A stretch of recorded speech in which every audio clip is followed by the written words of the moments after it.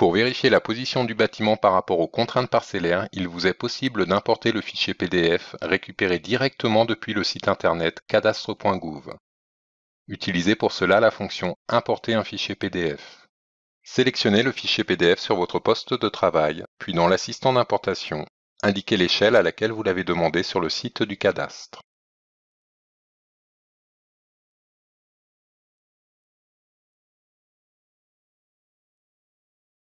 Désactivez Convertir en image pour récupérer un dessin vectorisé, et non une simple image du plan. Réduisez ou augmentez le pourcentage d'estompage. Enfin, cliquez sur Fenêtre Saisir pour saisir la zone que vous souhaitez importer. Cliquez ensuite sur Insérer et cliquez-le dans votre projet pour le positionner. Utilisez les fonctions Déplacer et Rotation pour l'adapter précisément à la position de votre bâtiment.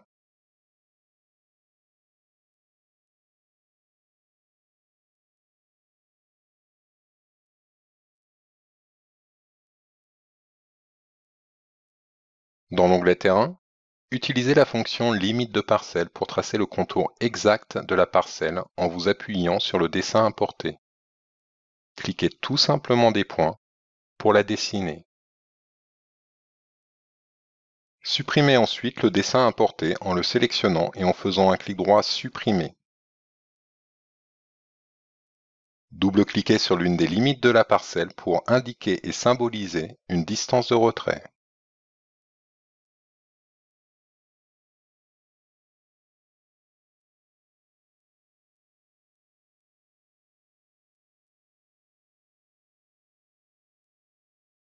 Sélectionnez votre parcelle et au bout du clic droit, choisissez Propriétés. Cochez la case Découper automatiquement le terrain. La maquette terrain 3D va se découper automatiquement par rapport au tracé de votre parcelle. Si vous souhaitez modifier les dimensions de votre maquette terrain 3D, rendez-vous dans le menu Paramètres du logiciel et dans la section Terrain. Modifiez alors la longueur et la largeur de votre terrain.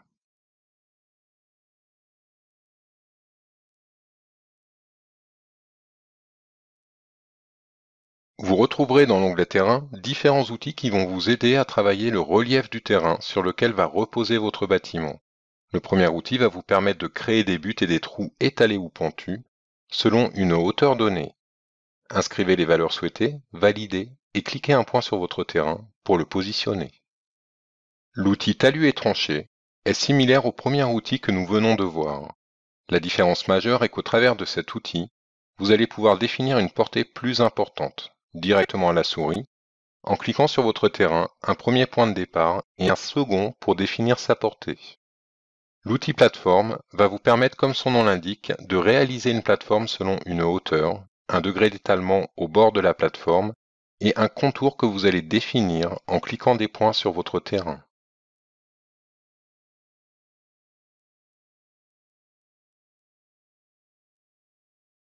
L'outil pente, l'un des plus utilisés, vous permet de définir des pentes selon une hauteur ou un degré de pente, et selon deux points que vous spécifierez à la souris. Ces deux points vont définir la portée de la pente, mais aussi sa direction. À noter, vous pouvez positionner autant de pentes que vous souhaitez. Le logiciel cumulera automatiquement leurs valeurs, et ce, quelles que soient leurs inclinaisons et leurs orientations. Comme vous pouvez le constater, les végétaux épousent parfaitement le relief du terrain, et c'est le cas pour la plupart des éléments extérieurs que vous positionnerez, comme par exemple des chemins, des revêtements au sol, des terrasses bois, ou même du mobilier extérieur associé au terrain.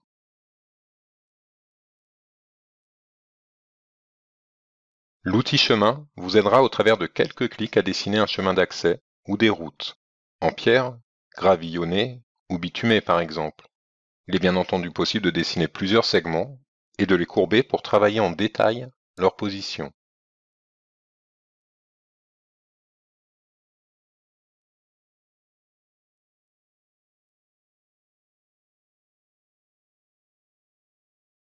La fonction revêtement va vous permettre de délimiter des zones sur votre terrain en leur attribuant différents aspects comme de la terre, du sable, des aspects de pelouse ou d'eau par exemple. Il vous suffit simplement de cliquer des points dans votre projet pour définir leur contour. Vous retrouverez au bout du clic droit une fonction pour courber les bords.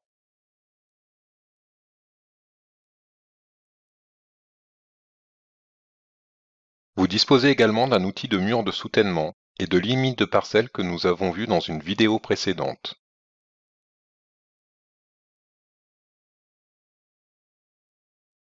Si vous disposez d'un fichier terrain 3D provenant d'un géomètre, il vous est possible de l'importer selon une multitude de formats. Cet outil va vous permettre de récupérer le maillage complet d'un terrain disposant de points d'altimétrie en X, Y, Z et d'obtenir la géométrie exacte d'un terrain.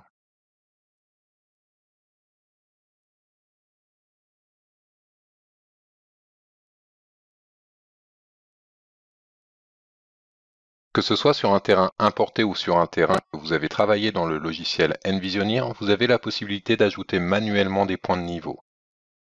Au travers de cette fonction, cliquez dans votre projet à la position des points de niveau que vous souhaitez ajouter.